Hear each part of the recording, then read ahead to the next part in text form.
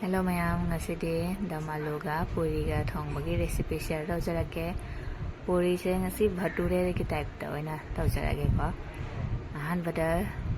maida se laujare, maida se adha kilo gi sangmok oigani. Asise sida thum chamas ama chamas macha do adu ama chini chamas ama daidi baking soda do khajitang laujare. Adai dahi chamas ani khak dahi laitragana sangam hapaga yai ase hapa fajana tolani adai suji su yaurani suji su yauhallage suji sina chamas achawbado ani khak laujare dai mix tawjarani adai refined oil su hapjarage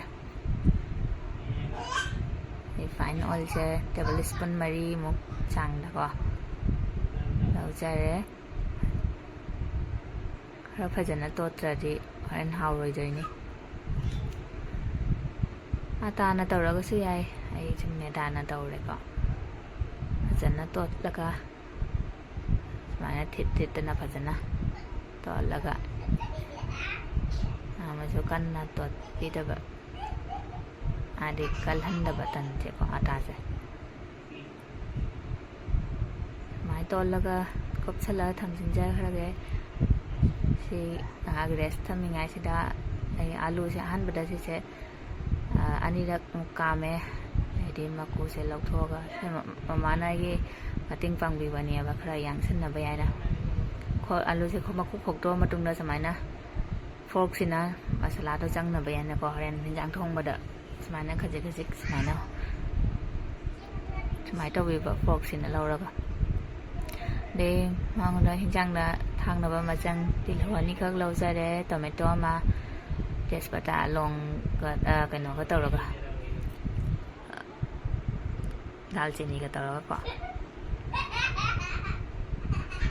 mai soi do thame han bada ai alu se hana fry tok thoni machu hapaga fry tok thoni color su phajana ba yana ko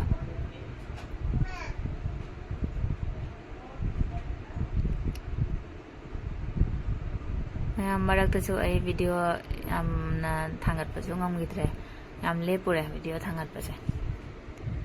ngamjalakte amomo wares wasalai angang gi exam ga oi baga dum ama tawbada ga mayami ai dum marmakta ngamba kan thangat cherakani yamna ai video se yengwa nungai bidagade like tabiyamo alu se ngau khra matungda adugi thau lemba dugai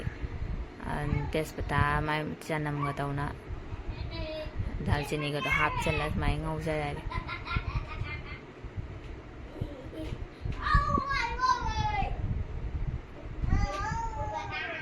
ade matungda khamachembe se hap chale khamachembe se hap matungda na ngaurani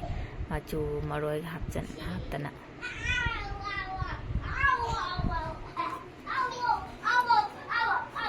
background da langi ma'am से ignore to bisi kai doni chani leirabani na lang ba tare khara angang leibani na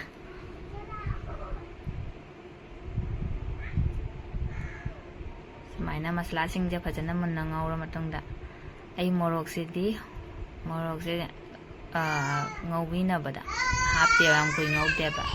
ha kan hana morok se hapa matungda morok asu se hapaga ngau baga ai dum ising hapchalle mayam yot ki khangni na color se khara phajaba walle haudi haure yamna ising je saura matungda thum hapchallaga alu do hapchalani mayam Dum Aloo try to bitragadi maina to thonga sabio tan ga yam hau bane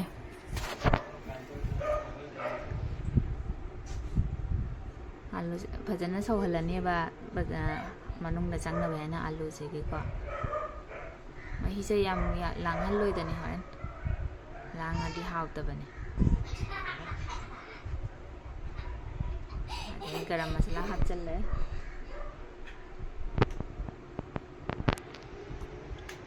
ngale yarani ꯌꯦꯟꯖꯥꯡꯁꯦ ꯑꯗꯩ ꯁꯣꯝꯗꯅ ꯄꯨꯔꯤ ꯍꯧꯕꯒꯤ ꯇꯛꯅ ꯊꯝꯖꯔꯦ ꯇꯟꯁꯦ ꯁꯨꯃꯥꯏꯅꯅꯦ ꯌꯥꯝ ꯇꯛꯊꯣꯛꯑ ꯊꯝꯃꯒꯗꯤ ꯈꯔꯗꯤ ꯍꯥꯎꯕ ꯋꯥꯠꯂꯦ ꯅꯨꯡꯁꯤꯠꯇꯨꯅ ꯀꯪꯁꯜꯂꯛꯄꯗꯨꯅ ꯑꯗꯨꯅ ꯈꯖꯤꯛ ꯈꯖꯤꯛ ꯇꯛꯑꯒ ꯑꯗꯨꯝ ꯍꯧꯕꯤꯕ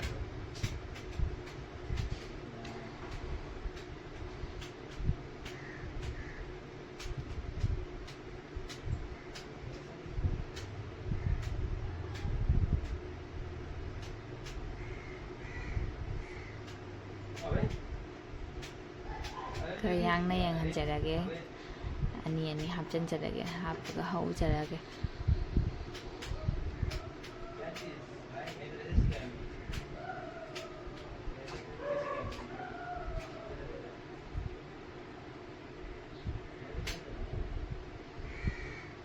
ꯄꯨꯔꯤꯁꯨ ꯍꯧꯕ ꯂꯣꯏꯁꯤꯟꯖꯔꯦ